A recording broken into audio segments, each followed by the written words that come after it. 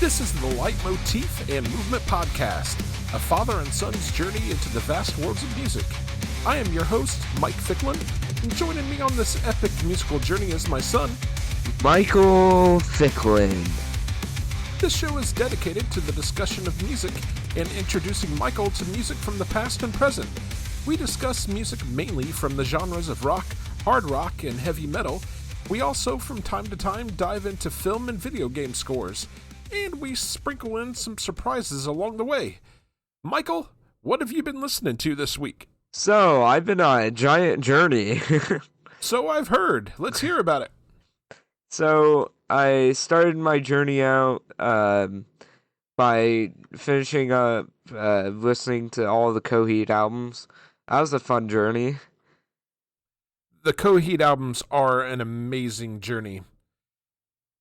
You gonna give us some detail on what you like, what you didn't like?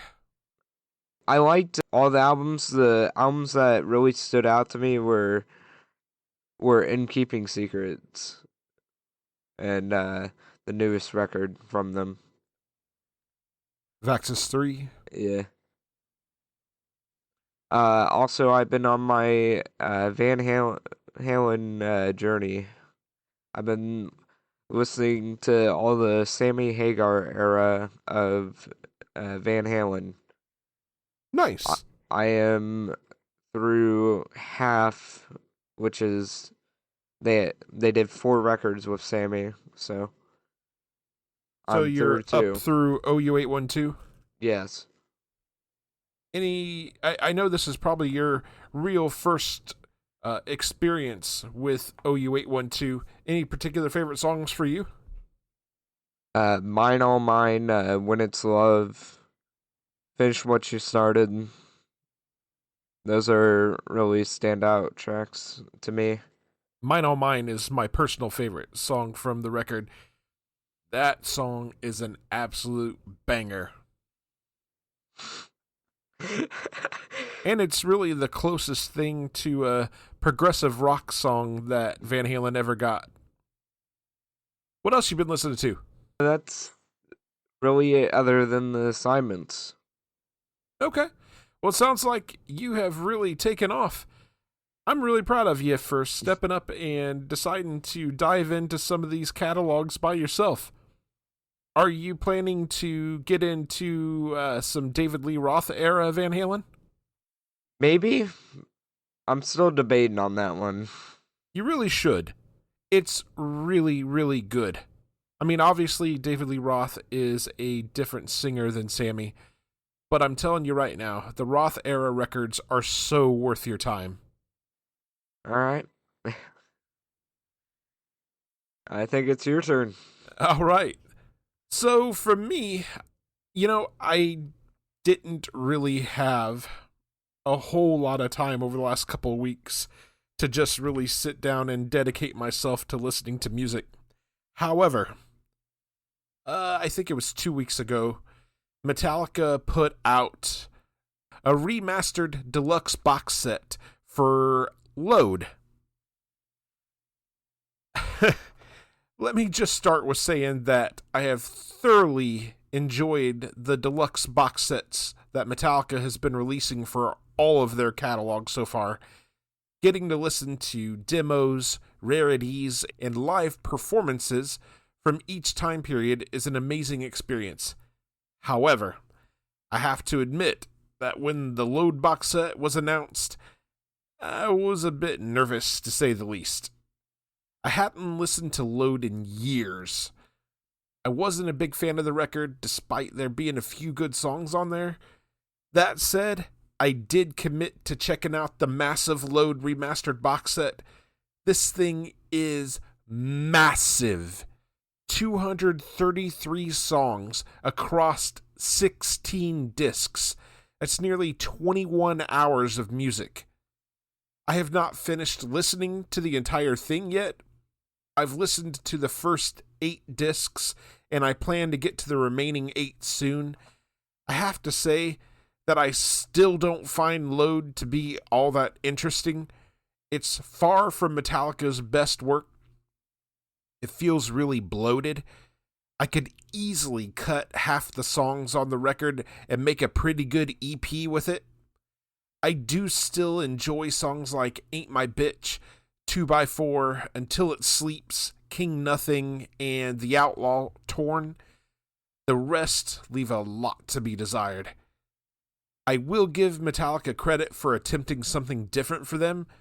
Gone are their thrash metal roots. Replacing them are influences from blues rock, southern rock, hard rock, and a smidge of grunge. Sometimes the songs work, but more often they just don't land. Beyond the remastered album on the first disc, we get into a live performance from Lollapalooza 1996 on the second disc. It's really quite good. I like it a hell of a lot more than the actual album itself. Discs 3 to 7 are titled Shadowcast and are the demos of the songs from Load. This is the stuff I really loved on the previous Metallica remaster box sets. Getting to hear the step-by-step process of the creation of the songs, from scratch demos to completed product. I find that part of the creation fascinating. The Load demos do not disappoint in that regard. I had hoped that by listening to the demos and getting a feel for their intention, that I might begin to appreciate the final album tracks more. Alas, I just don't feel any differently. In fact, I found it a laborious effort to get through all of it.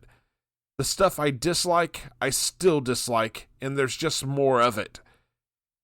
Disc 8 is a collection of B-sides and rarities. Nothing really stood out for me. No real standouts. Don't get me started on the awful dance mixes on this disc either. Just, ugh. The less said, the better. Suffice to say that still today, I don't particularly care for Load. It still ranks pretty low for me in the pantheon of Metallica's hallowed discography. I'm looking forward to the final 8 discs of the box set, as these are all live performances, and there are more non-Load songs in those live sets than songs from Load. I'll report back when I'm finished. I also got a chance to check out the new single from Muse titled Unraveling. This is an absolute banger of a song. Muse chooses a completely different direction for their new single. It goes hard and heavy as opposed to the more pop-oriented sound that they've been using. If this is a sign of things to come from the new record, this could be one of the best Muse albums in a very long time. Perhaps even a contender for Album of the Year. And the last thing I checked out, and I know that Michael heard this also, is the brand new single from Carnival titled Drone. I'm not sure that I could contain my excitement when I saw this song was first announced. Carnival delivers their first new song in 4 years, and it doesn't disappoint. They continue their musical evolution as a progressive metal act. The closing of the song alone is worth the listen. The guys have not lost a beat. They've stated that this comes from a larger whole, which says to me that there is finally a new album on the way. The 12-year wait may finally be coming to an end. It has been stated that they are working out the new material live. Perhaps we will soon start hearing about the new material as fans flock to their socials to discuss. Michael, what did you think of the new song? It's different. It was different? Yeah. It felt like the singer's voice has definitely evolved. The musicians have evolved big time. Mm-hmm. It is a much different sound than the first record. And I know you haven't listened to any of their other stuff, so it may have come across a little jarring to you because it's definitely not that straightforward kind of alternative rock sound from the first album. Are you still looking forward to hearing more from it? Yes.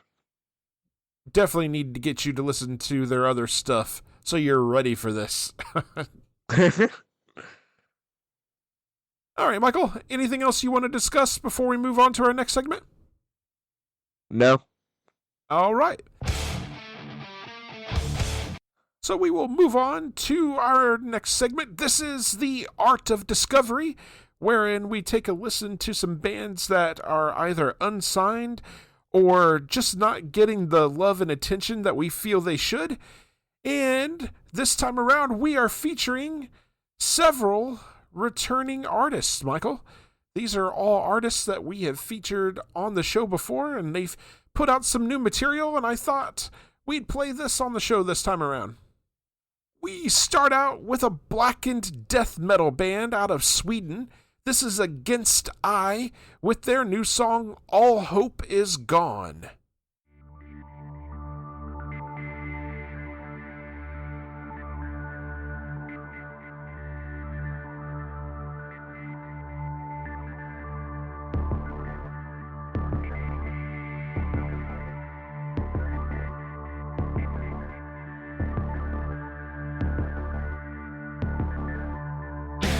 When the darkness creeps in, and the smell of sulfur comes, the shadow seems to move. Yes, the wolves howl at the moon. In the dead of night so cold, with your breath almost freezing. Curse me, the so-called God, who lets his children suffer. Abandon all hope, all is lost. Abandon everything held dear. Yes, the midnight hour coming, and the blood moon rises.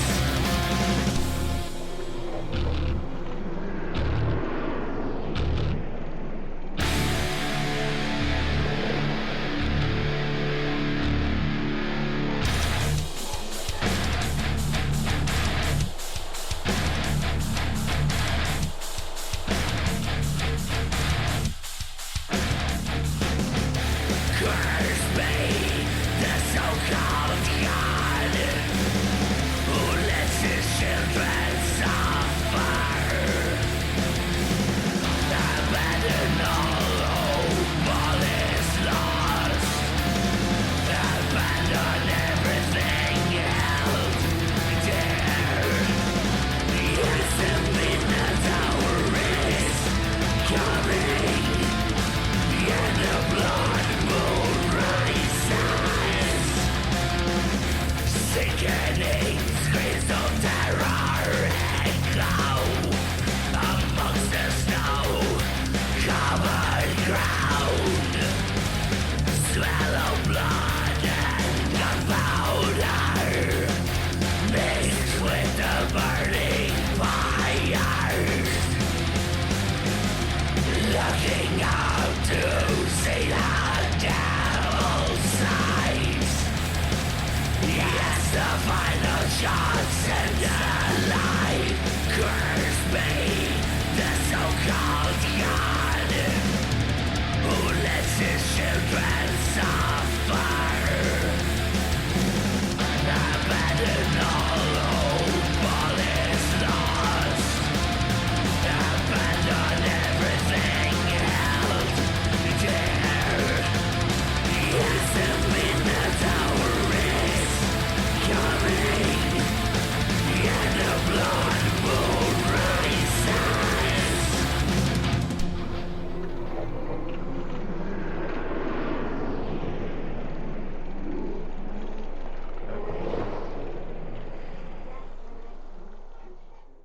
And once again, that was Against I with their new song, All Hope Is Gone. You can purchase their music from the Twisted Flesh Recordings Bandcamp page at tfreco.bandcamp.com. Michael, what'd you think about that one? That was pretty good. Like that? Mm-hmm. Goes hard, right? Yes. I love those guys. All right, for our next song. This is a metalcore musician out of North Carolina. This is Megg Jacobs with her new song, Ego.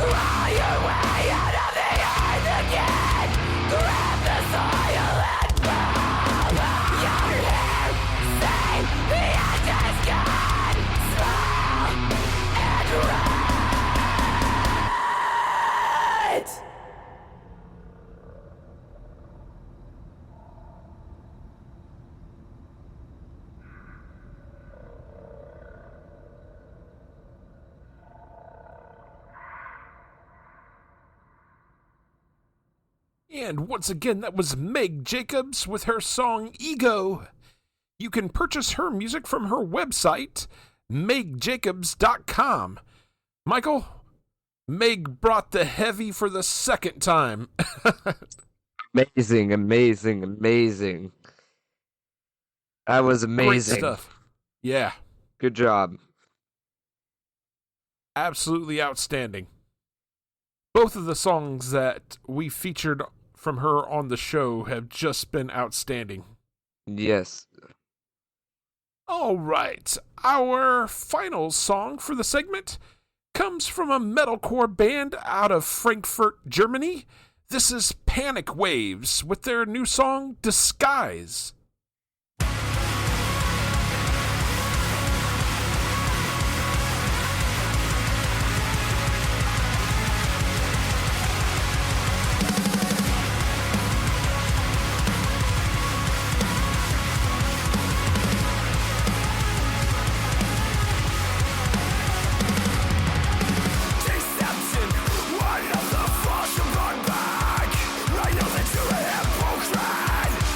Craving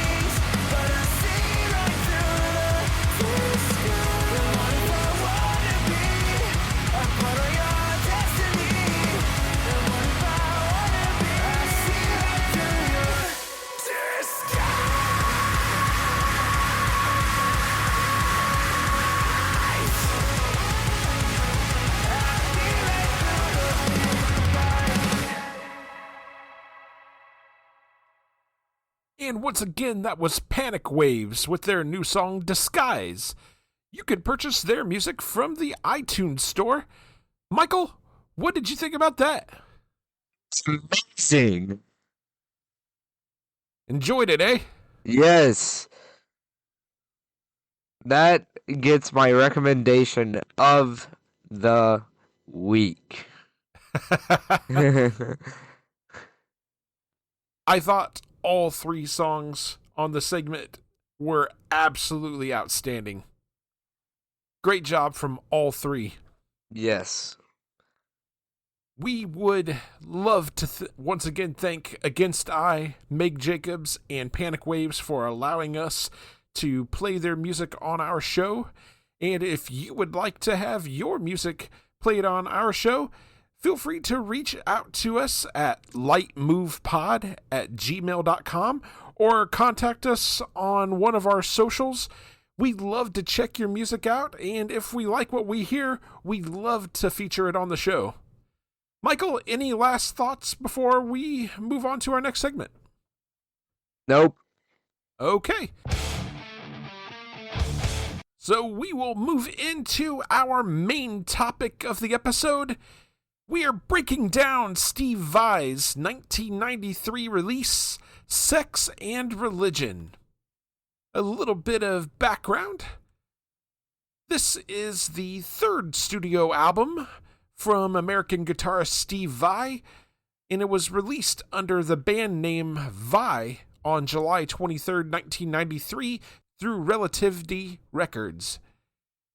It is known as the first major appearance of Devin Townsend, who performed vocals for the album and, of course, went on to later fame with his Devin Townsend project, Strapping Young Lad, his, own solo stuff. I mean, he's had a massive career.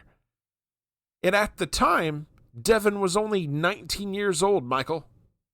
Sex and Religion reached number 48 on the US Billboard 200, number 17 in the UK Albums Chart, and also charted within the top 60 in 4 other countries.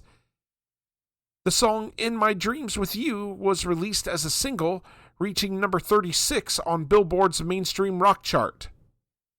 The personnel that were on this album featured Steve Vai on guitar, did some vocals, Devin Townsend on lead vocals, Terry Bozzio on drums, T.M. Stevens on bass, Kane Roberts on background vocals. And with that said, Michael, we'll start into our track-by-track analysis. We start with track number 1. This is An Earth Dweller's Return.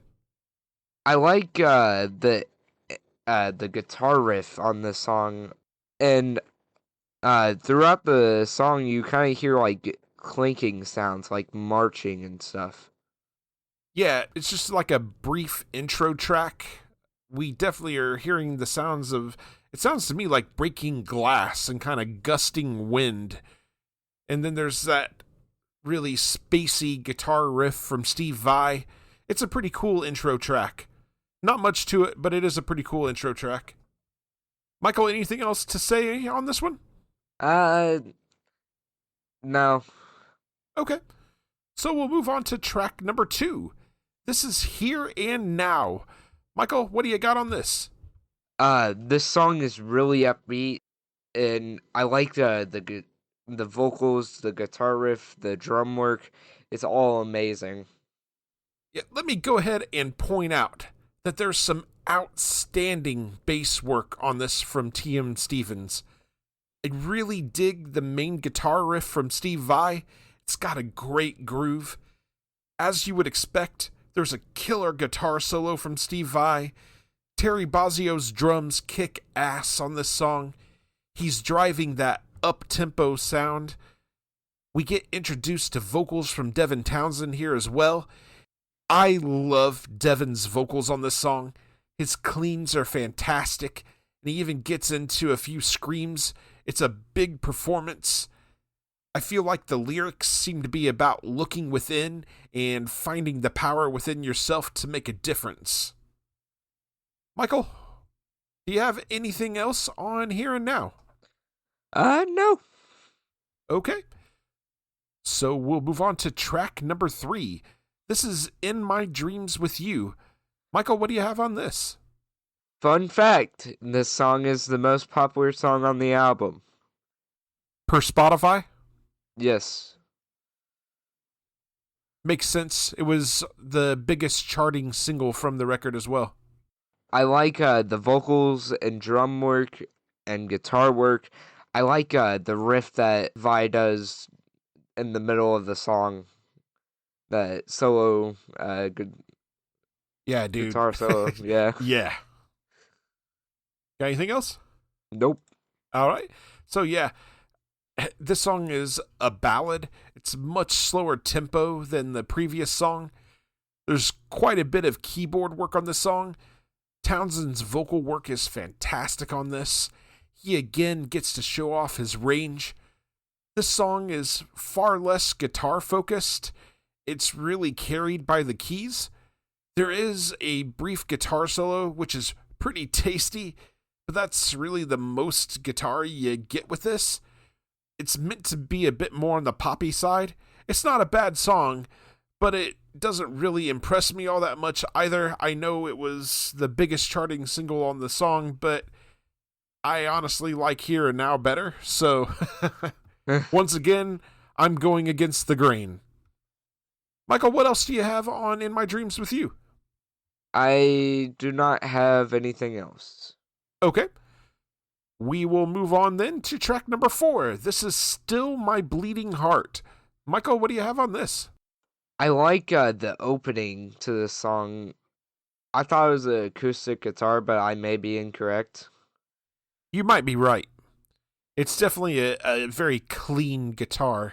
Yeah. I like the vocals, the drum work. I also like how they, throughout this album, how they were able to mix Devin's vocals to fit in with everything. And song is probably my favorite on the album. It is a really good song. I also like the way this song opens. A simple, clean guitar melody with the sounds of Devin's ethereal vocals over the top. We then get into the song proper. The song has a ballad vibe to it as well, but it's far more guitar-driven than the previous song. I love Steve Vai's guitar solo on this song so much. As the song starts to end, we get just the sound of the drums and Townsend doing a bit of vocal scatting. It's definitely an interesting way to close out the song. Lyrically, I think this song seems to be about being deeply in love with someone, connected on a deep emotional level.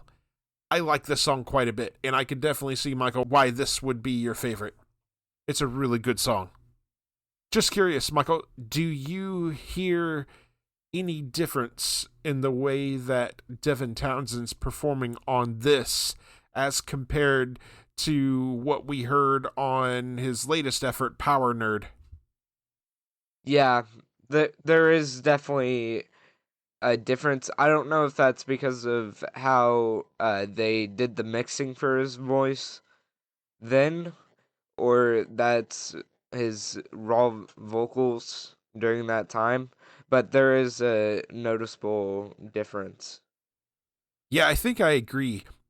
His vocals definitely seem to be a bit more raw on this, and that's not a bad thing at all, but you can definitely hear the musical evolution from here to where he's at on his latest record. Anything else to say on Still My Bleeding Heart, Michael? Nope. Okay. So we'll move on to track number 5. This is Sex and Religion, the title track from the record. Michael, what do you got on this? I like the opening guitar work and the vocals and the drums work on this song is just amazing.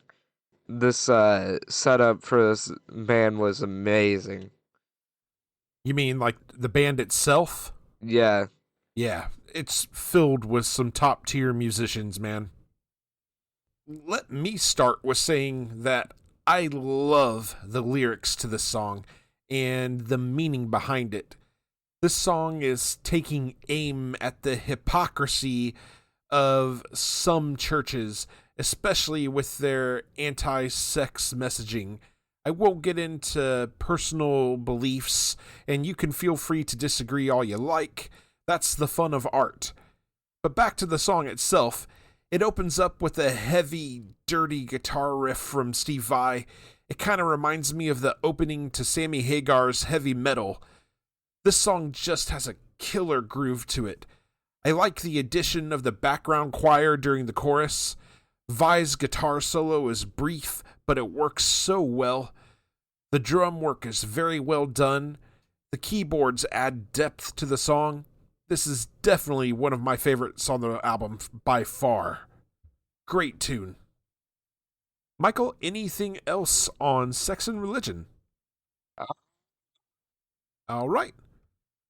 We will move on to track number 6. This is Dirty Black Hole. Michael, what do you got on this? This song's opener is very different from any other song on this album with the speaking. And then it gets into the guitar work, and then it slowly evolves and adds everything to it with vocals and drums. Did you like this song? It was okay to me. Yeah, the hesitation said that it was probably just okay. For me, this song is a fun, dirty, hard rocker. Steve Vai's guitar work is so good throughout. The solo in particular is a big standout. Vai just crushes it. I really enjoy the interplay between the keyboard and Steve Vai's guitar work. Devin Townsend shows us the power in his vocals. You can tell that he's having fun with this one. Lyrically, this seems to me that it's about someone that is obsessed with sex. Their mind is always in the gutter. However, they realize they have an addiction and are looking to be cured of it.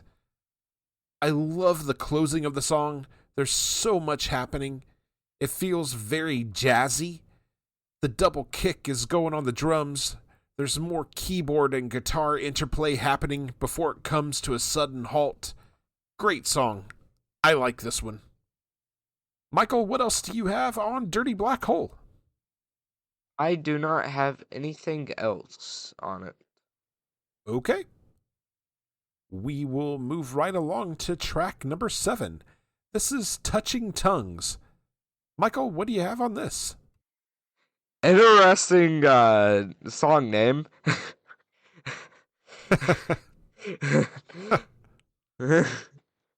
Seems to be from the song title suggesting maybe a little bit of that French style kissing, eh?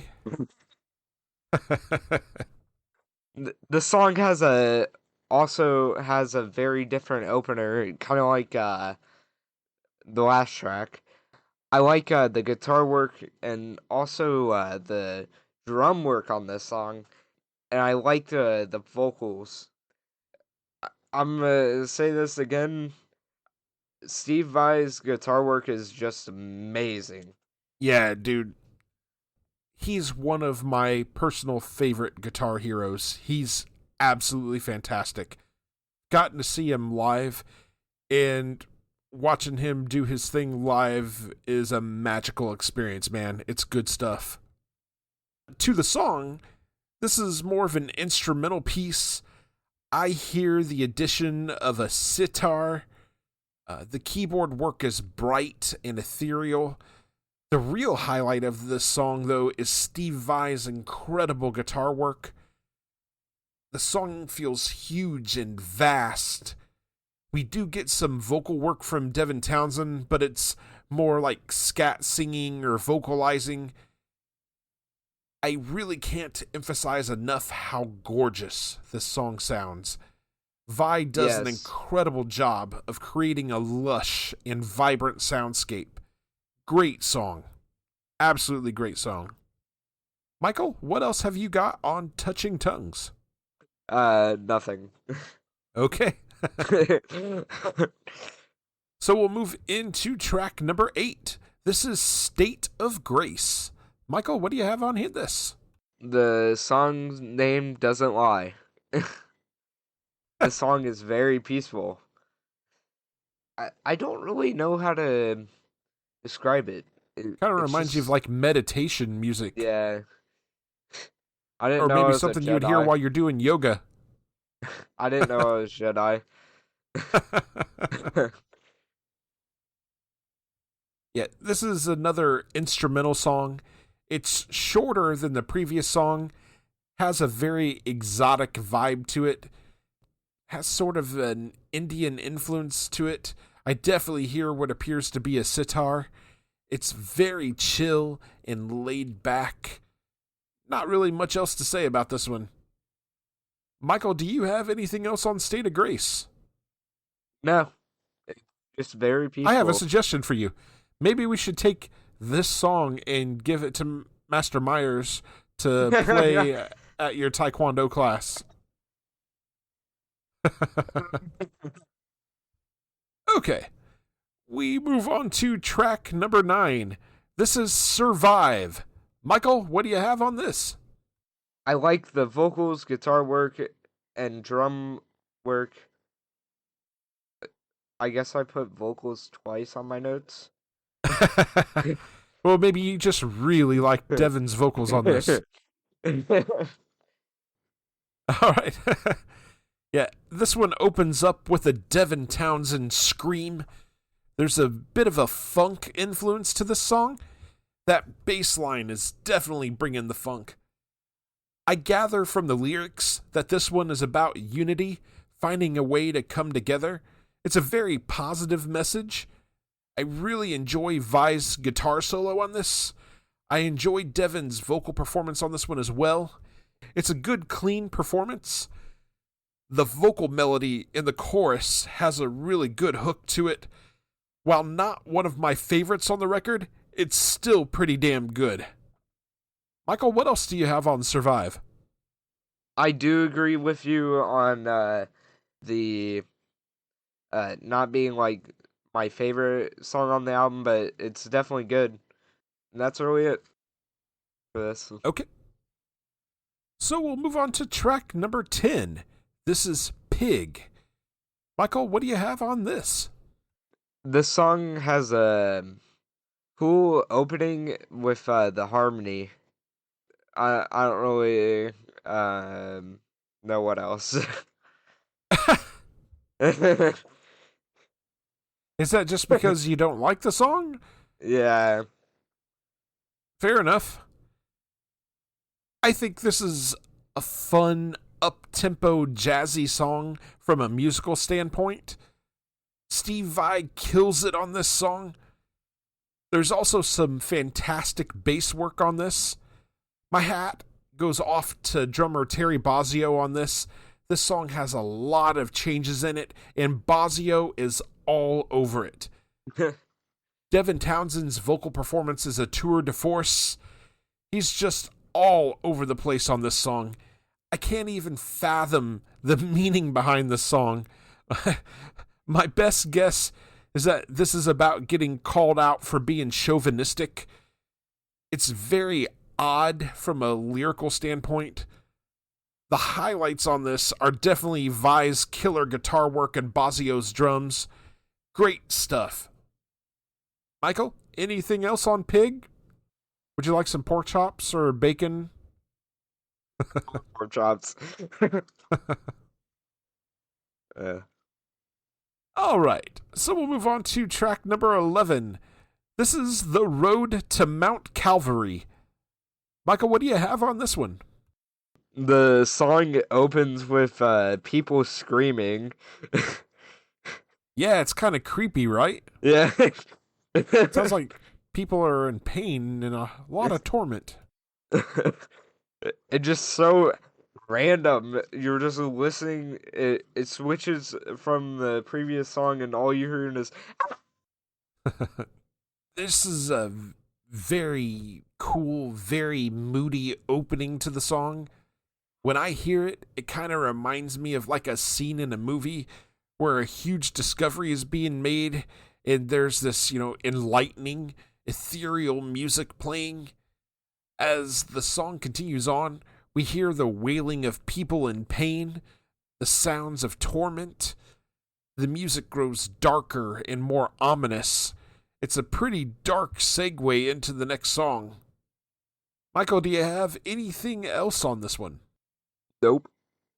Okay. We'll move on to track number 12. This is Down Deep Into the Pain. Michael, what do you have on that one? There's some like screaming at the beginning of the song. It like kind of trails in from the last track. And then it gets into that crazy guitar riff from Steve Vai, and the drum work and vocals are just amazing. Yeah, this is one of the longest songs on the record. It opens with a fury. There's some absolute guitar pyrotechnics from Steve Vai. The verses are quieter, with a more clean and subdued vocal performance from Devin Townsend. Then things take a more frenetic and disjointed sound during the chorus. Townsend goes into his screams. From a lyrical standpoint, this appears to be a song that is dealing with trying to reconcile why a loving God allows so much pain to its creation. Yes, there's love and joy, but there's also these moments of hurt and loss. There's a solid driving bass line on this song. The highlight for me, though, is Steve Vai's guitar work. Around the halfway point when he takes off on his guitar solo, it's pure magic. The closing minutes of the song features a long spoken word segment layered over some sort of very strange and disjointed music. Equal parts haunting, ethereal, jazzy, and creepy. It's kind of weird. It is a cool song, though, on the whole. Michael, do you have anything else on Down Deep Into the Pain? I do not have anything else. Okay. So we'll move on to track number 13. This is Rescue Me or Bury Me. This is the final song on the record. Michael, what do you have on this? I think this song starts out with an acoustic guitar, but do not quote me on that. Yeah, I think you're right. And then it gets into the vocals. I really like that acoustic guitar work. I think it adds flavor, I feel like, to the songs when they do it. Yeah, I agree with you. This song is the longest song on the record. The song opens with a very pretty, clean guitar riff. I think you're right. Again, I think it is an acoustic. Steve Vai himself takes over on the lead vocals with this one. Lyrically, this seems to be about wanting to repair a broken relationship. There's a lot of atmospheric layering on this song, along with Steve Vai doing some noodling around on the guitar. He puts on a bit of a technical mastery clinic on this one. He gets going on a killer run around 5.5 minutes in. I do feel like the song is a bit too long, but that signature Steve Vai guitar work is so damn good. All right. So now we'll get into our final thoughts and our album ratings. Michael, let's get your final thoughts on Sex and Religion. Interesting album name. Other than that, I really like Steve Vai's guitar work. I like Devin Townsend's vocals. I like the drum work on this album. I feel like all around this was amazing. I'm gonna have to give it a 5. Michael sneaking in with the perfect score here. I'm glad you liked this. I wasn't sure if you would. Why you say that? Just because it's a little different. I think Steve Vai's guitar work, his compositions, I think, are a little more on the jazzy side of things, so I didn't know if would take with you or not. Or to turn me away. For me, this was the first solo record I ever heard from Steve Vai. I remember the first time I heard it, I was completely blown away. I loved Vai's amazing guitar work. I loved Devin Townsend's vocals. This stood as one of my top records for quite a while. Revisiting this record reminded me of just why I loved it so much. For being just 19 years old, Devin Townsend absolutely kills it on the vocals. He gets to show off a wide range of vocal styles and tones. Having now listened to all of Devin's work since Sex and Religion, I find it interesting to hear the initial building of who he would later become. Terry Bozzio has some phenomenal moments on the drums. His ability to keep up with the complex music that Vai has written is top tier.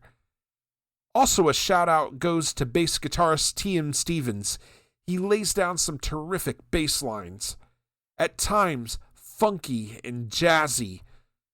Steve Vai puts together a great band for this record. He's an incredible songwriter. I've run out of superlatives to describe his playing. It's just god tier. The man is just on a whole different level. I love his incorporation of different styles and influences on this record. It keeps things interesting and engaging. While it may not be his most beloved record, I still find it to be among my personal favorites. It gets a 4.5 out of 5 for me. 0.5. Just a couple of the songs are just, in my opinion, okay. Nothing major that really brought it down. Just the fact that, it's not all great. You know what I mean? I mean, at least not. At least it's not the whole entire album being inside. well, yeah. If it was just that, we may not have even be discussing this record. So that'll take us to our question for the audience. What is your favorite track on Sex and Religion, and why? Okay, so we'll move into our next segment. This is Can't Wait. New music coming soon. Michael, we already know that new Carnival is on the way. What else do you have? I do not have anything else. Wait, let me check your list.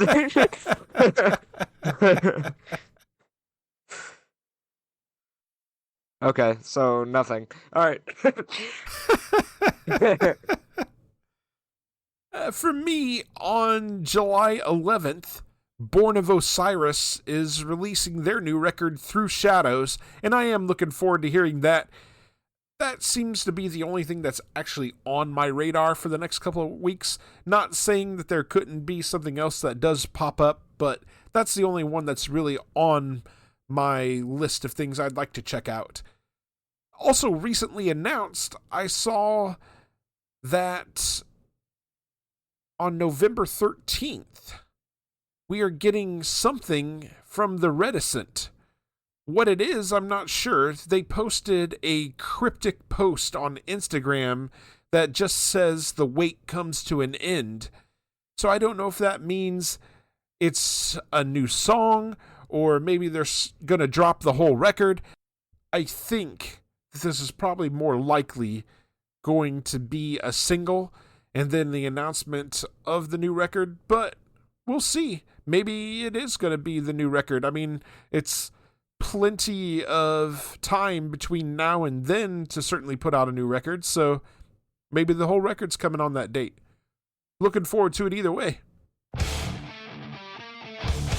Alright, so now we will move into our listener feedback segment. And we did get one piece of feedback. This was regarding our last episode, episode 24, which was on Skid Row. And Date Back to Dawn got with us via Blue Sky and said, "Thank you so much for featuring us on The Art of Discovery. We're truly honored to be included alongside Half-Earth and Elite. As for Skid Row, 18 and Life hits hard, both musically and lyrically. Such a timeless classic. Much appreciation from Japan. And I have to agree, 18 and Life is a great song. Michael, anything from you on that? Thank you for the feedback. For sure.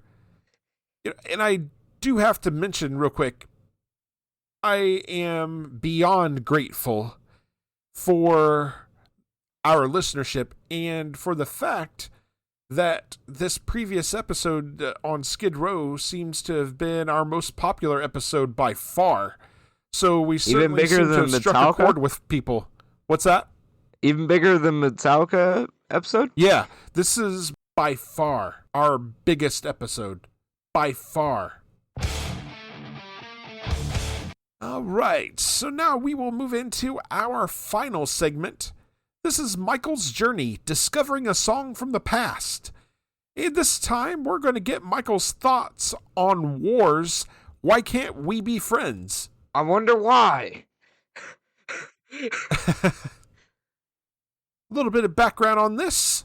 Why Can't We Be Friends is a song by the American funk band War from their 1975 studio album of the same name. The song reached number 6 on the Billboard Hot 100 in the summer of 1975 and uniquely features each band member singing their own verse. And I thought this was a cool point. It was played in outer space when NASA beamed it to the linking of Soviet cosmonauts and U.S. astronauts for the Apollo-Soyuz test project. That's cool. Yeah, that's really cool. Billboard ranked it as the number 24 song of the year 1975. I thought that was really cool. Yes, that is. Very, very cool. It did hit number 9 on the U.S. Hot Soul Singles chart and number 6 on the U.S. Billboard Hot 100. Pretty cool stuff.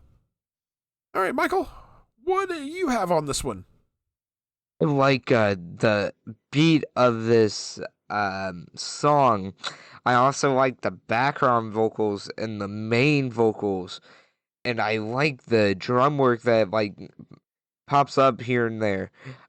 The song, it's understanding that this is a classic and a great song.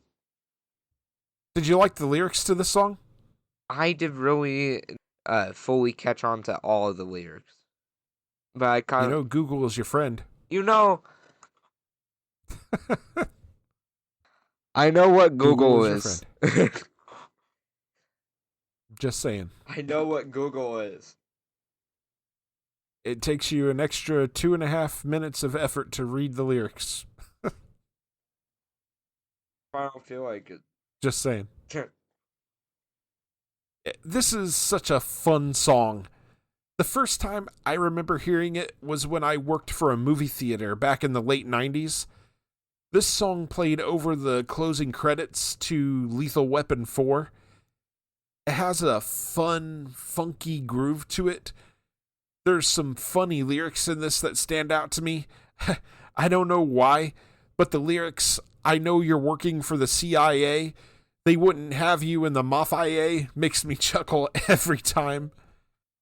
There's also the irony of the band being named War and singing a jovial song asking, "Why can't we be friends?" There are some great vocal hooks on this, and the chorus is instantly memorable and catchy. It's one of those songs that always makes me smile when I think of it or when I hear it. Such a fun song. Good stuff. Michael, let's get your rating out of 5 on this one. I give this a 5 out of 5. Perfect score for Michael. Actually, a perfect score for the show for Michael. All right. So, up next on your journey, Michael, we're going to cover Richard Marx's Should Have Known Better. Should have known better. And for our main discussion on our next episode, we're going to be talking about Killswitch Engage's 2002 release, Alive or Just Breathing. Are they really just breathing? Sometimes I wonder if I am.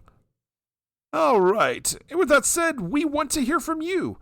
We will read your emails and messages on the show. We have only one request. Keep them clean. There are several ways to contact us. You can email us at lightmovepod@gmail.com. You can also reach us on several social media platforms, such as Facebook, Blue Sky, Instagram, or Threads. Details on how to connect with us are in the show notes. We are part of the SPDM Crew Podcast Network. Check out all the podcasts on the network by visiting spdmcrew.com. Show, subscribe to us on your favorite podcasting platform and share with your friends and family. We are available on Spotify, Apple Podcasts, iHeartRadio, and a variety of other platforms. We are also on YouTube. Can't find us on your chosen platform? Shoot us a message and let us know. Leave us a 5-star review on Apple Podcasts. This helps us be found in the algorithm. Make them good and we'll read them on the air. Are you in a band and you'd like for us to check you out and possibly drop a recommendation on the show? Shoot us a message. We'd love to check you out and give you a shout. We'd love to thank you very much for listening to the Leitmotif and Movement podcast. Take care and enjoy music.